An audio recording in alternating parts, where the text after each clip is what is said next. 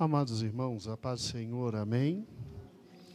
Que alegria, estamos na casa do Senhor e servindo ao Senhor de todo o nosso coração, com toda a nossa alma e com todo o nosso espírito. Eu estava, esta semana, pensando de forma muito direta e objetiva em tudo o que está acontecendo. Eu não sei se os irmãos compreenderam muito bem o culto de domingo passado, mas, literalmente, no culto, o Senhor avisou a nós que levaria alguém. O culto do início ao final trabalhou, inclusive todas as músicas, tudo. Não há combinação. Na nossa liturgia, enquanto pentecostal que somos, nós não combinamos direitinho toda a liturgia para que ela prepare para a palavra e a palavra seja um desaguar absolutamente completo de tudo que foi preparado para louvar e adorar o Senhor. Nós temos liturgias absolutamente espontâneas. Obrigado, meu amor. A não ser em dias especiais de festa com finalidades específicas. Mas gostamos, somos assim. É uma tradição absolutamente nossa. E é incrível como o Espírito Santo guiou todas as coisas. A minha esposa sentou comigo, conversou, até brincando disse: meu amor, Jesus vai buscar alguém. Jesus vai buscar alguém. E brincou comigo: olha, se for eu, você não case.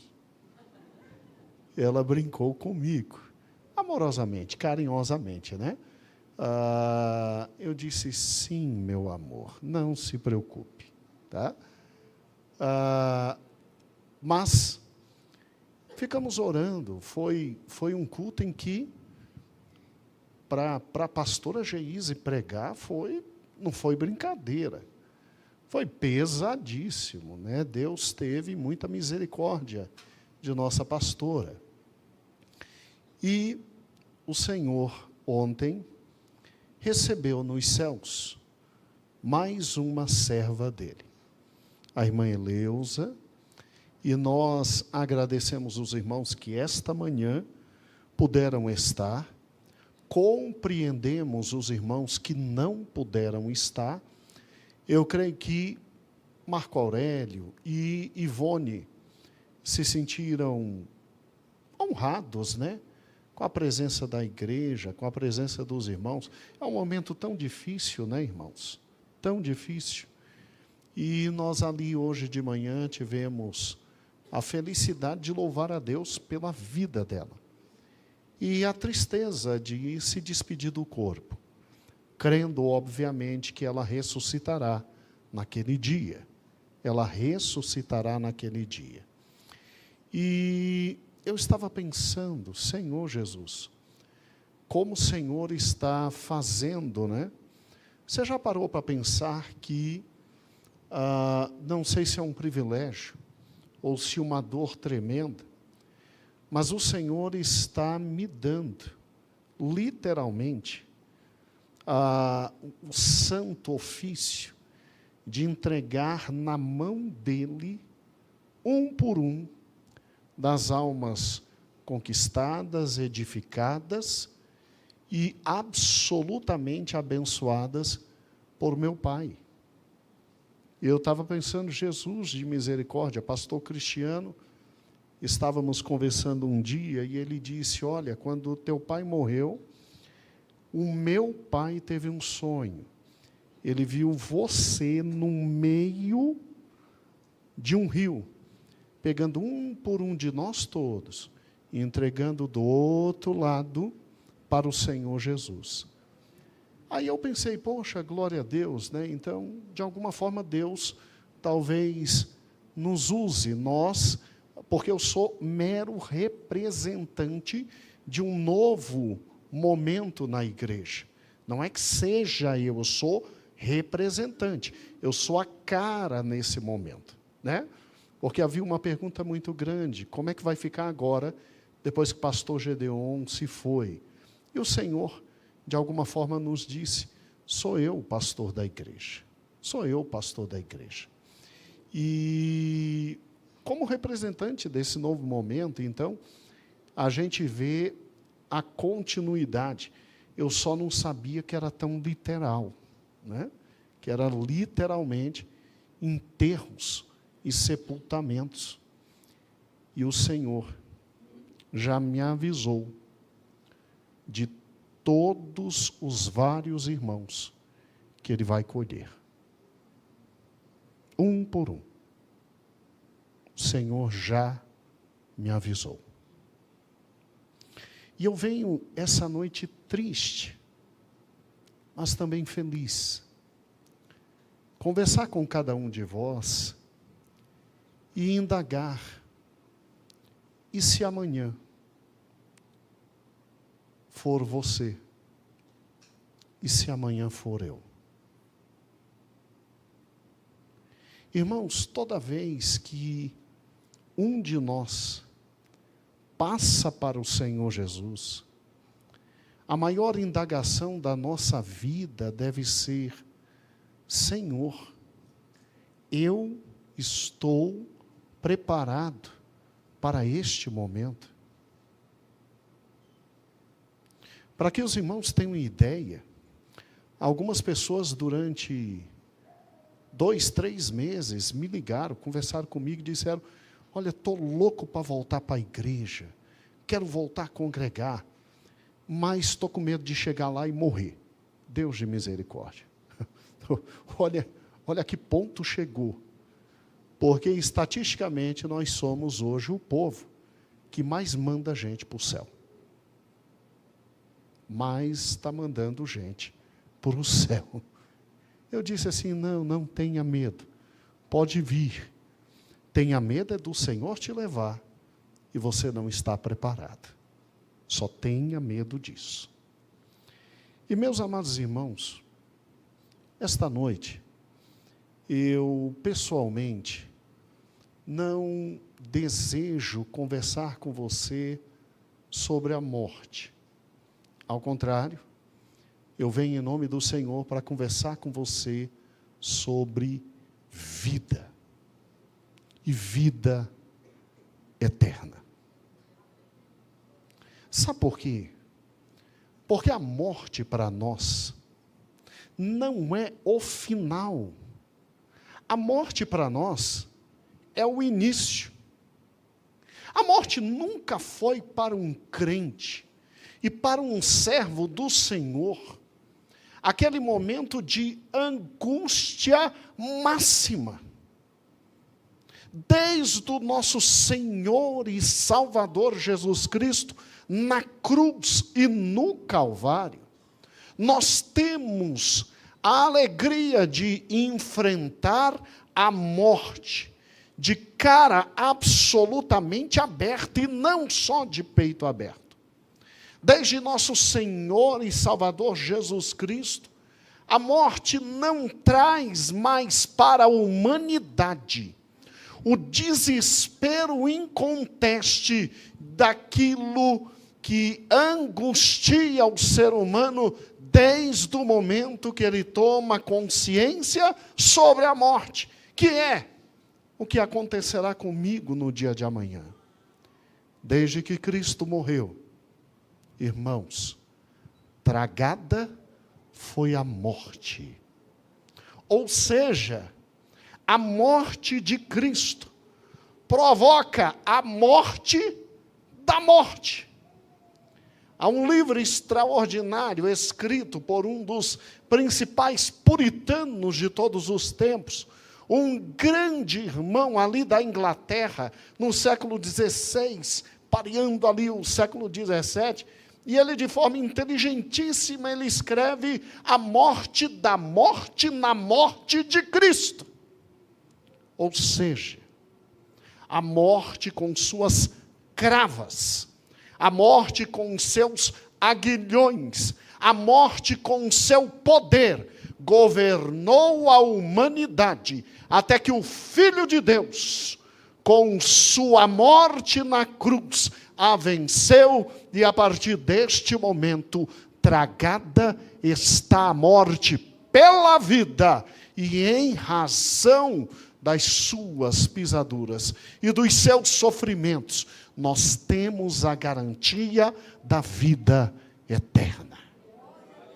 Ou seja, naquela triste e fatídica tarde de sexta-feira, quando ao meio-dia o sol não dava mais sua luz, e exatamente às 3 da tarde, nosso Senhor e Salvador Jesus Cristo, no pátibulo da cruz, ele dizia: Pai, em tuas mãos entrego o meu espírito. Ali, a humanidade, de forma definitiva e absoluta, tinha alguém que tragaria a morte, e 3 dias depois, pela manhã, em ressurreição, a vida simplesmente se imporia à morte, e todas as coisas estariam aos seus pés. Então escute, por Cristo, me escute essa noite. Falar de morte para nós não é desespero. Falar de morte para nós não é angustiante. Falar de morte para nós talvez traga ao nosso coração e à nossa alma e ao nosso ser tão somente o fato da saudade de quem amávamos e de quem amamos. Acaso os amados irmãos não sentem falta daquele cheiro inebriante, maravilhoso do pastor da igreja? Eu sinto até hoje o aroma, o frescor. Acaso não nos traz saudade o sorriso contente? Não era ele aquele que nos recebia abraçando ali e nos repreendia com lindos cascudos? Não é verdade? Sim, a morte traz a dor da separação. Mas como nós sabemos em quem nós cremos, e a vida conquistada por Ele, na cruz do Calvário, e a nova existência, acessível a nós, em razão literalmente da ressurreição. Então, a morte não nos assusta. A morte não nos atemoriza. A morte nada mais é para nós do que o momento mais esperado da nossa vida. Porque é o momento em que nós podemos finalmente dizer: deixa-nos. Deixa-nos. Eu quero estar com o meu mestre. Eu quero ver os olhos do meu Senhor. Eu quero contemplar a face dele. Permita-me que os portões celestiais se abram diante de mim, e tal como um dos maiores pregadores de todos os tempos, Charles Spurgeon, em seu leito gritava: parem de orar e me permitam chegar e ver meu Deus.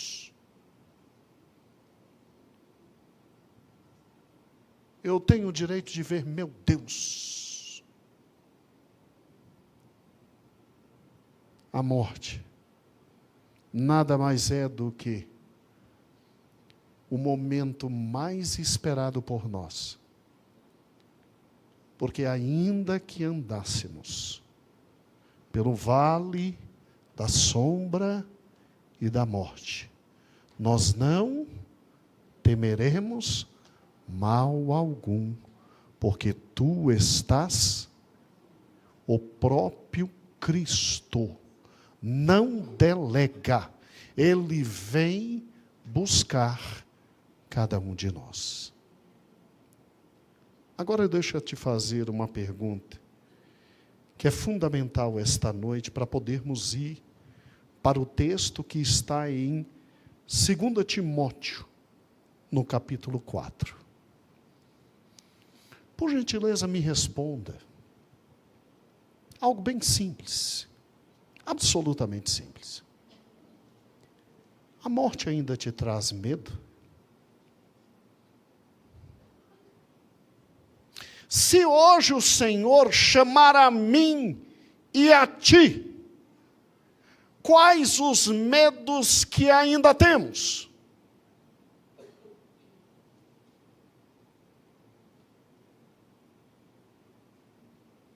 Medo de não entrar no céu?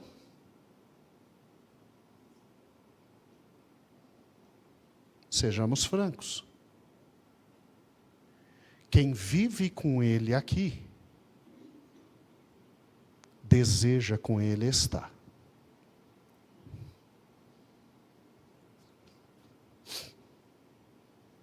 Quem todo dia, de joelhos, o busca, e com Ele fala, e escuta a sua voz, tem anseio de, sim, pessoalmente vê-lo. Quem abre sua palavra e discerne fatos, tem ansiedade de encontrá-lo para indagá-lo sobre tantas coisas. Medo da morte tem quem dificilmente se relaciona com Ele dia a dia, porque sabe que a falta de relacionamento com Ele no dia a dia dificilmente te habilitará a querer com Ele se relacionar eternamente. Medo da morte tem aquele que simplesmente ao chegar diante dele, tem a consciência clara e absoluta de que não teve intimidade com Ele aqui na terra. E sabe, lá no fundo do coração sabe, que Ele vai olhar e vai dizer, eu não te conheço. Sabe? Mas em teu nome, eu falei novas línguas. Eu não te conheço. Em teu nome expulsei demônios. Eu não te conheço. Em teu nome eu tive visões. Eu vi até que ia ficar na frente da igreja e aconteceu direitinho. Eu não te conheço. Mas eu cuidei do departamento. Eu não te conheço, meu amigo. Mas eu levei tantas almas a ti. Eu não te conheço.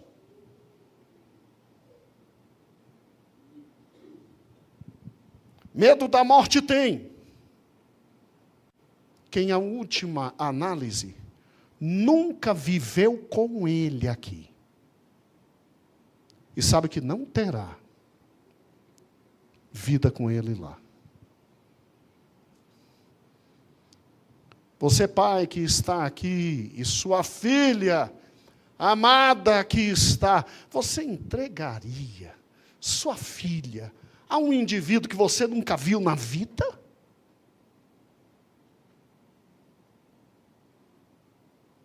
Aí você me vem com onda, dizendo que é a noiva de Cristo, e que vai viver com Ele, quando não conhece o teu futuro marido, quando não tem intimidade com Ele, quando não caminha com Ele.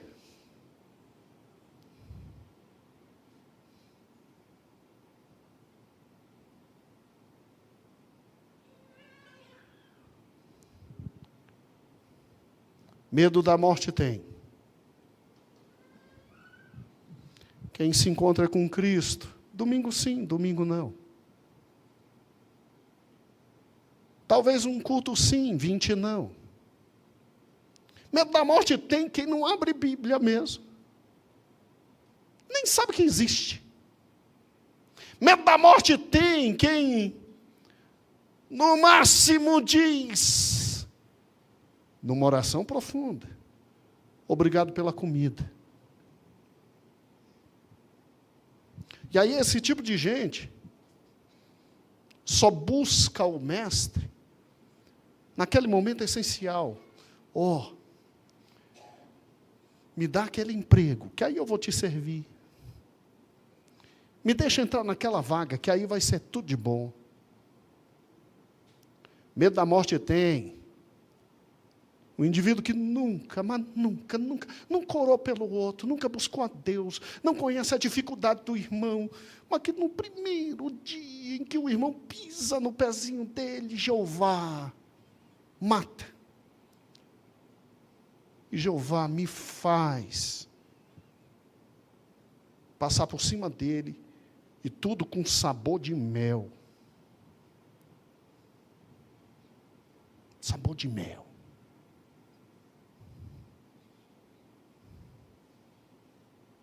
Medo da morte tem quem vai se encontrar um dia com o seu Senhor e sabe que nunca foi servo.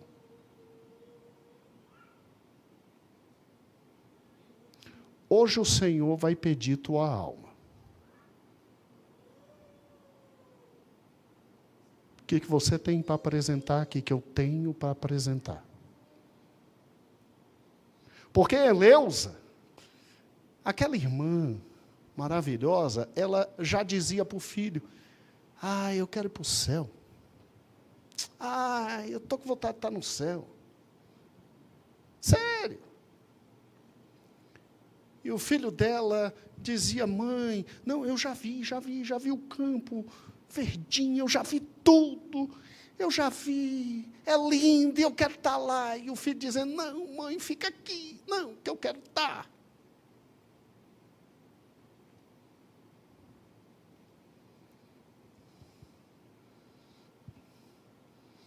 Medo da morte tem quem se segura tanto aqui,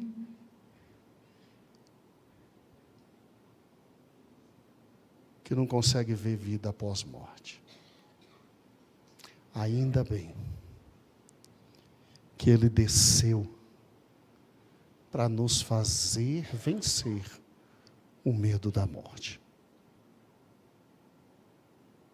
Dizendo assim, vinde a mim todos vós, que estáis cansado por quê? Por causa do pecado, do medo. E sobrecarregado em razão de quê? Do pecado e do medo. Eu vos aliviarei. Ou seja, entrega a tua vida a mim. Mas não é só entregar, é se relacionar comigo.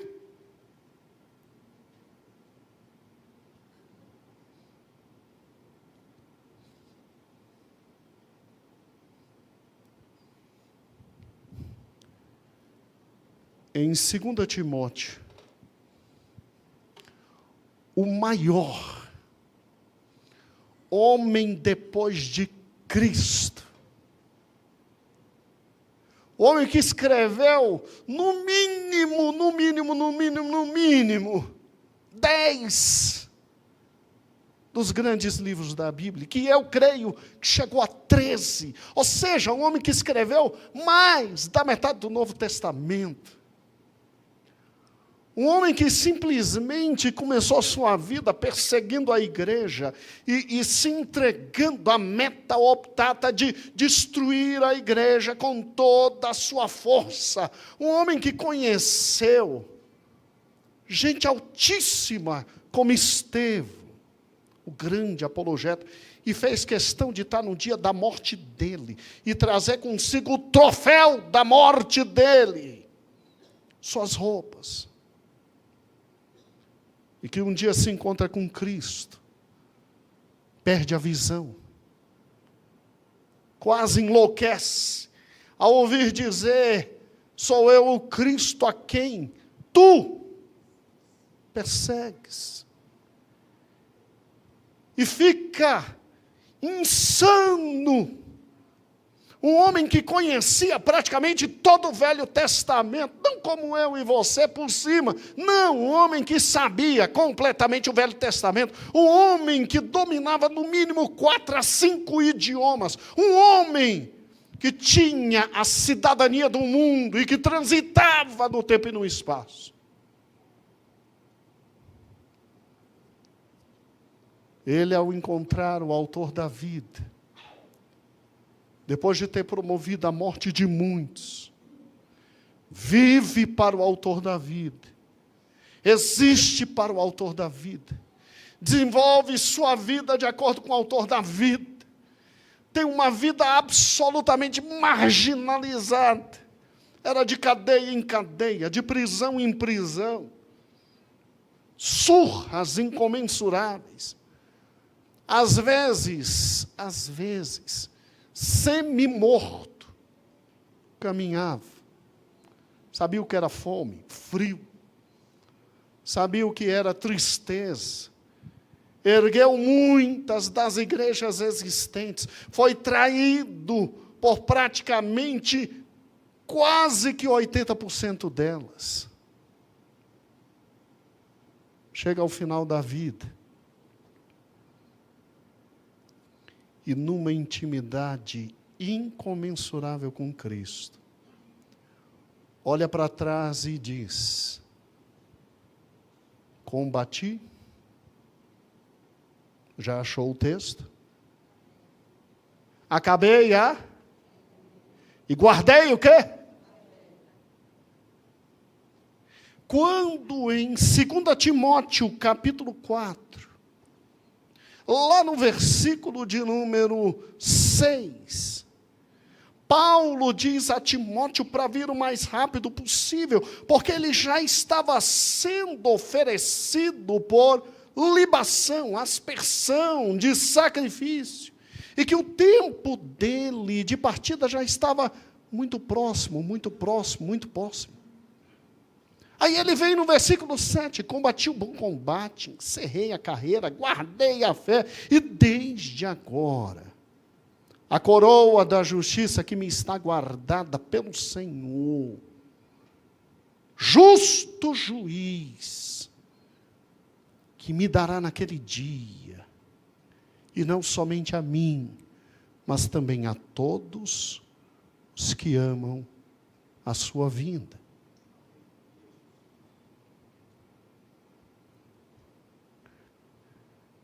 Você ama a vinda?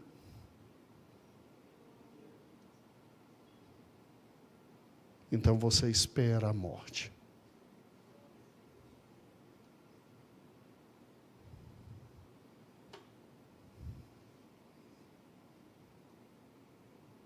Eu quero te convidar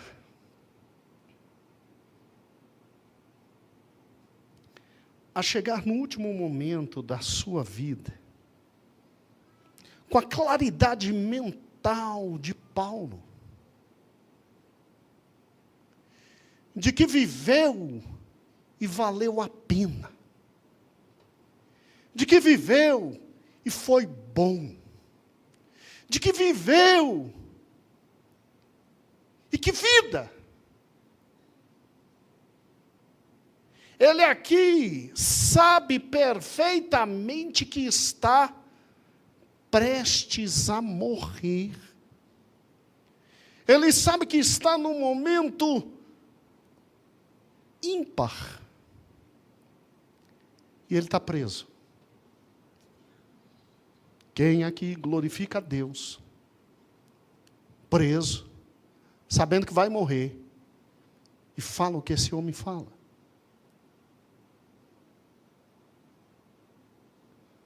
Paulo é a angústia completa dos pregadores da teologia da prosperidade. Paulo é a angústia absoluta dos coachings espirituais. Já me disseram para eu mudar a mensagem, porque senão nunca vai encher a igreja. E a igreja está cheia. Tem gente ainda que escuta o evangelho. Sério.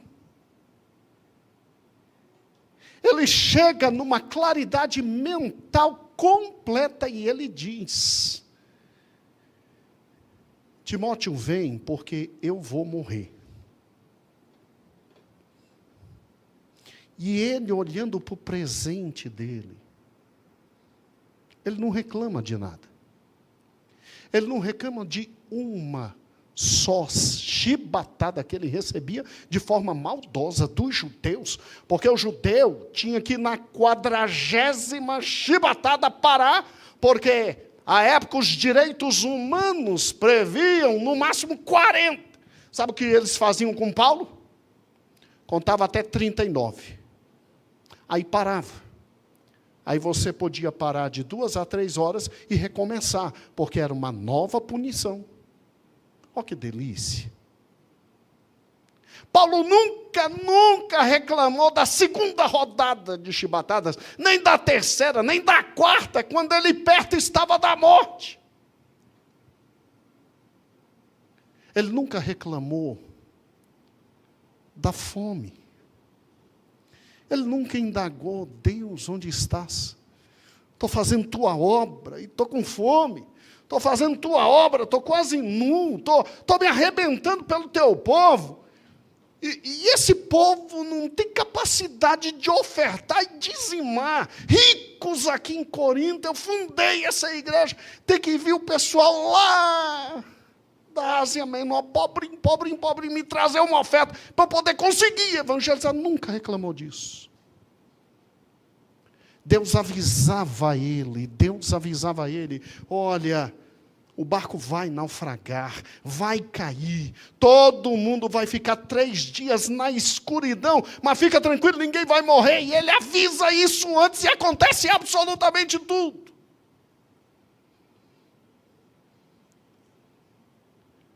E ele funda igrejas, e ele tem que voltar, porque agentes malignos entravam na igreja para distorcer o que ele falava. Afinal de contas, você é um embusteiro, você é um enganador. Ninguém sabia se o pobre coitado foi deixado pela mulher. Coitado. Paulo tinha um ministério que a esposa não tinha como acompanhar. Ou se ele era solteiro mesmo, que é pior ainda. E aí ele, sabendo disso, sabendo da dificuldade, sabendo da angústia, que é levar o ministério sozinho, aí ele diz: olha, é fundamental que aquele que está à frente da igreja, não os demais obreiros, mas aquele que está na frente da igreja, por gentileza, então, seja casado. E com uma mulher, seja casado. Mas nunca pediu que pastores sem esposa exercesse o ministério. Tanto é que a maioria dos anglicanos, homens de Deus, são solteiros e não por celibato.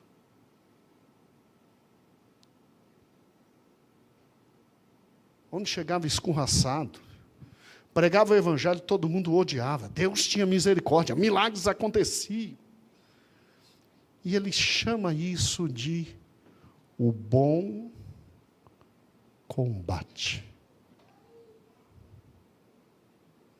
Ele diz: combati o bom combate.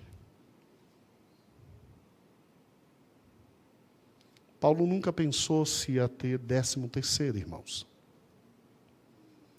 Ele nunca fez raciocínio se ia poder chegar aos quadros máximos do Sinédrio, porque a carreira judaico-política dele era enorme, era muito grande, era de uma relevância muito grande. O Sinédrio entregou para ele poder de prender e matar e deixar viver.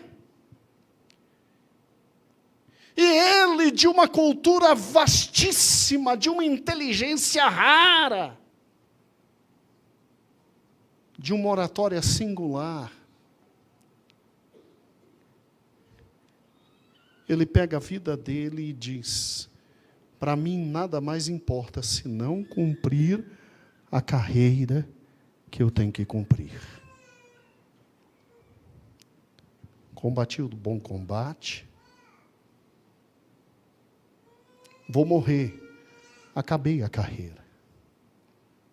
E o mais importante, nenhuma das minhas dúvidas me fez perder a fé. Eu guardei a fé. Paulo tinha uma doença que era dificílima. Quando você olha a história dos grandes homens de Deus, ao que parece, Deus de alguma forma, para não deixar nenhum deles erguer a cabeça mais do que pode, o nariz mais do que pode, parece que o Senhor os controla com algo físico para que entendam que dependem de Deus. É incrível isso. E havia algo que arrebentava a vida de Paulo, e quando o atacava fisicamente, ele explodia de dores, a ponto de pedir, e Deus olhar para ele e diz: a minha graça te basta, e cala a boca, eu não vou te curar. E não houve crise teológica nenhuma nele, não houve nervosismo teológico nenhum, não houve, ai, que eu mando, ai, que eu determino, eu falo e tem que acontecer. Não. Ele ouve a palavra de Deus, ele tem o direito de pedir e ele pede. E não vai acontecer, fica quieto e faz. Ele diz: tá bom, a tua graça me basta. Nenhuma dúvida retirou aquele homem do caminho. Nenhuma dúvida demoveu aquele homem dos princípios. Nenhuma dúvida o retirou no tocante à fé. Ele guarda a fé. Irmãos, será que no dia em que nós tivermos certeza que o Senhor vai nos chamar, será que nós poderemos olhar para os céus e dizer: eu combati o bom combate? Eu não lutei só pelo pão material que perece. Eu não me arrebentei só pela casa que eu tinha que deixar para minha esposa e filhos. Eu não me matei somente para trazer um pouquinho de dinheiro a mais para que eles vivam depois que eu vivo. Eu me matei também pela obra, pelo serviço, pela casa, pelas almas. Eu lutei. Bom combate. Bom combate significa guerra. Bom combate significa luta. E é por isso que Paulo nos ensina: capacete da salvação, escudo da fé, espada da palavra, couraça da justiça, cinto da verdade.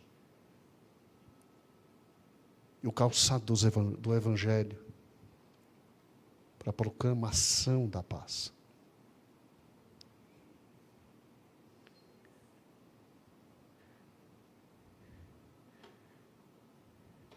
Eu encerrei a carreira. Eu fui até onde pude. Eu fiz tudo o que Deus me deixou. Eu lutei até onde Ele me permitiu. E agora eu estou esperando a coroa da justiça. Olha como ele olha para a morte. Ele olha para a morte como promoção. Ele olha para a morte e ele diz: eu quero. A coroa me esperando. Tem galardão me esperando. Tem graça me esperando. A intimidade desse homem com Deus era tamanha,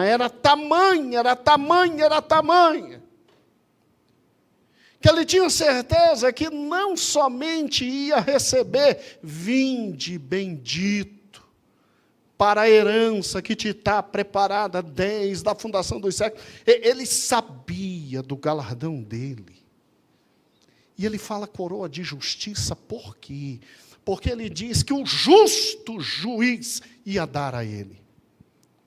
Por quê? Porque quando Paulo foi preso pela última vez, antes da sua morte, quem o julgou foi Nero. E Nero olha para ele e diz: tu és culpado. Paulo foi acusado de uma das piores acusações no Império Romano: sedição contra o Estado. Paulo foi acusado de ser um dos homens, de arquitetar, levantar, trabalhar, lutar pelo fogo que consumiu os 17 bairros de Roma. Sendo que ele não estava lá. E Paulo olha para isso e diz: não é julgamento falso que me tira do eixo. Não é decisão de homem que acaba com a minha vida. Não é decisão humana que me faz deixar de viver. Eu tenho um justo juiz e ele vai me julgar. E quando ele me julgar, eu sei da coroa que está me esperando. Paulo é alguém que não olha só para a terra e discerne só os fatos na terra. Paulo entende que por trás de tudo está a mão de Deus conduzindo a vida dele. Por quê? Por causa da intimidade que ele tinha com Deus. Ao contrário de muitos de nós que olham para os fatos terrenos e dizem: está tudo acabado, está tudo arrebentado, e não consegue olhar para os céus, porque nunca olhou para os céus. Pede para ouvir a voz de Deus, mas nunca abriu a palavra. Pede para escutar o Senhor, mas nunca dobrou os joelhos. Está ocupado demais, está trabalhando demais, está vivendo demais, está acumulando dinheiro demais, está se arrebentando demais. Louco, pedirão ainda hoje tua alma. Louco.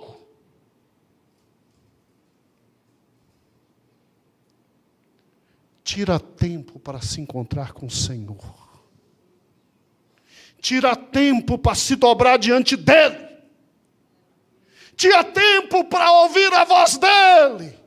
Tira tempo para se aproximar dEle. Tira tempo para começar a viver para Ele. Porque senão o Senhor vai dizer: eu não te conheço.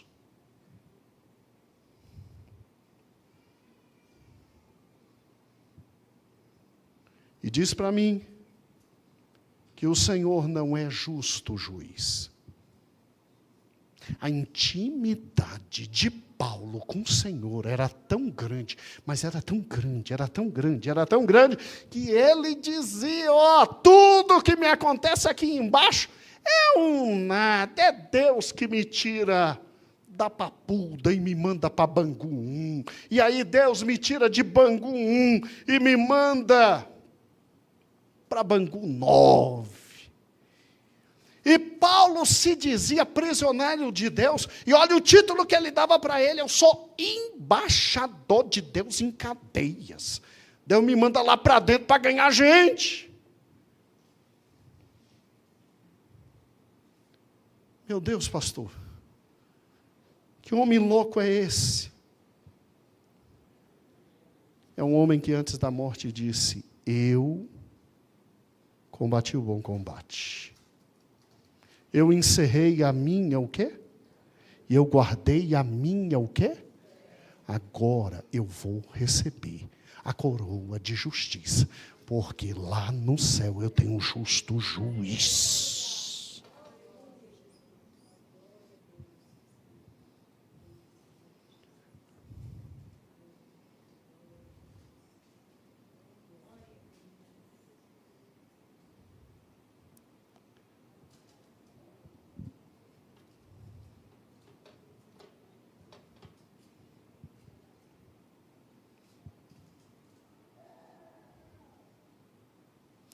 Se amanhã o Senhor der a mim e a você mais um dia, se no dia 1º de dezembro o Senhor conceder a mim e a ti mais um mês, e se nós chegarmos a 2025, então está na hora de mudar nossa vida. Está na hora de parar de brincar com o Evangelho. Está na hora de dobrar os joelhos e buscar o Senhor. Está na hora de ouvir a voz dEle. Está na hora de viver para Ele. Porque, Eleusa, não é a última que o Senhor vai levar em nosso meio.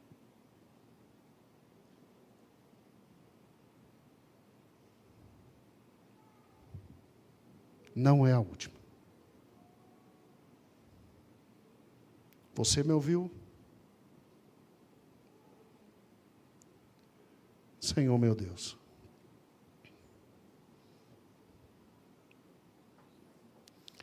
Depois de uma palavra dessa, ó Deus, se eu e meu irmão, e aqueles que nos assistem pela live,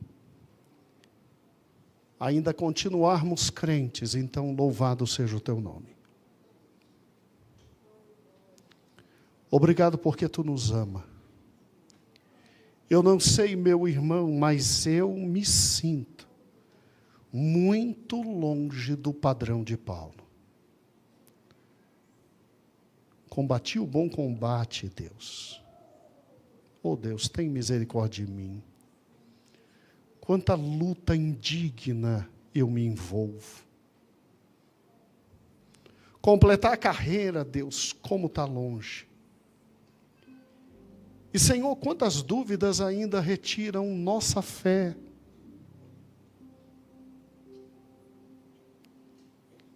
Senhor, como é que nós vamos nos encontrar contigo?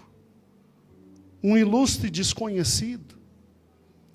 Se só te conhecemos num mero domingo à noite, que é o único momento que tiramos para estar em tua presença.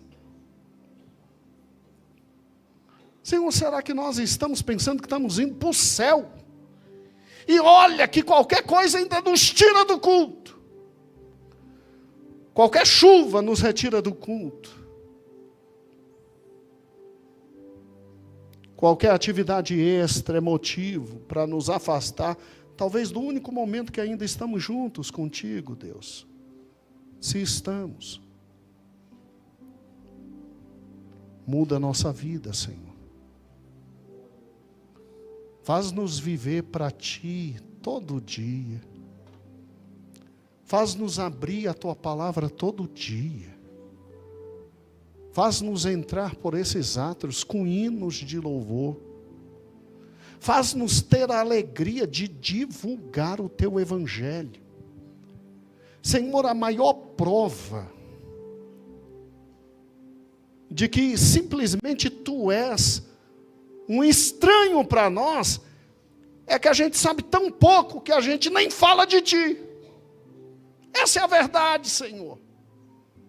A gente não tem coragem de abrir os lábios e falar de Ti, porque nada sabemos.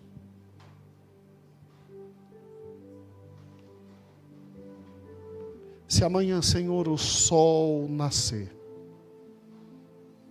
obrigado. E ajuda-nos a entregar a vida a Ti amanhã. Se na próxima semana ainda enxergarmos o sol, obrigado e ajuda-nos a entregar a alma a Ti. Se Tu nos permitires, ó Deus, Tu nos permitires cultuar o Teu nascimento em dezembro, ó Deus, ajuda-nos. Dá-nos, Senhor, a alegria de louvar o Teu nome pelo Teu nascimento em dezembro. Ó Deus, se Tu nos deres a felicidade de no segundo domingo de dezembro Te engrandecer, porque é o dia da Bíblia, o dia da Tua palavra. Senhor, se no Natal pudermos louvar o Teu nome em decorrência da Tua encarnação.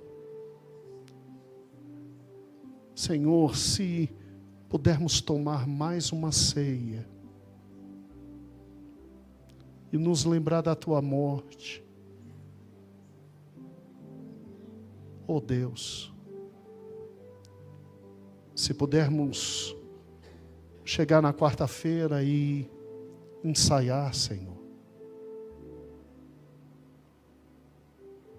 Quantas vozes lindas nós temos aqui.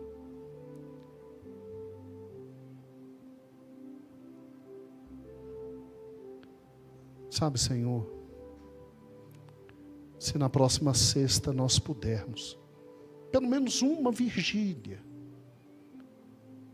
receber um dia na Tua presença, só uma vigília, de 365 dias, um dia receber na Tua presença,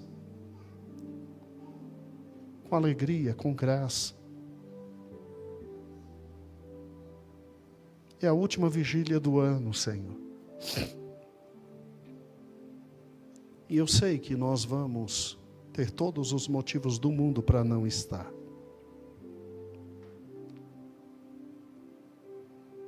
Senhor, obrigado pelas crianças que nós temos. A minha esperança é que elas cresçam e vivam uma intimidade contigo ímpar, Deus.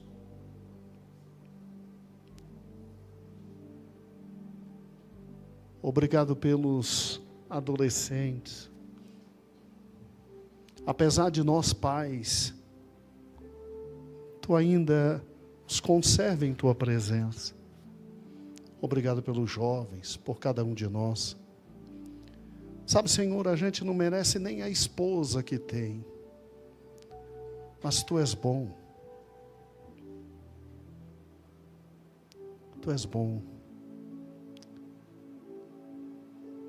Senhor, se chegarmos a 2025,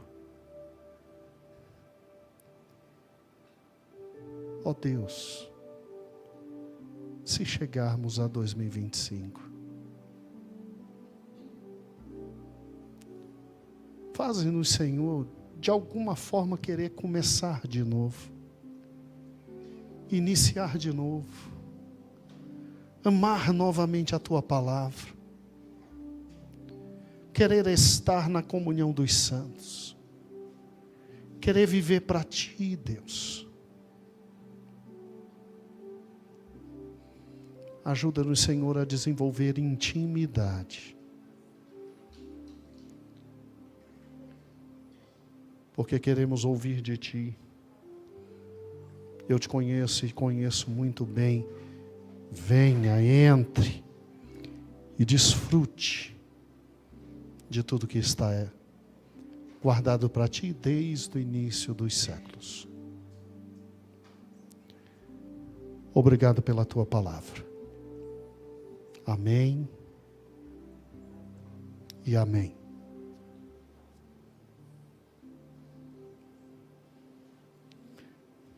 Irmãos, até o dia de amanhã, se o Senhor permitir. Não permitindo, ver-nos-emos nos céus.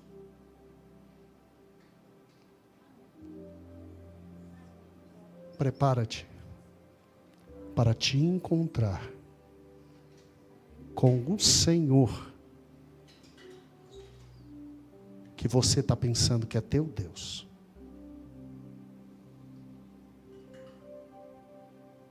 E que Ele seja. Glória a Deus.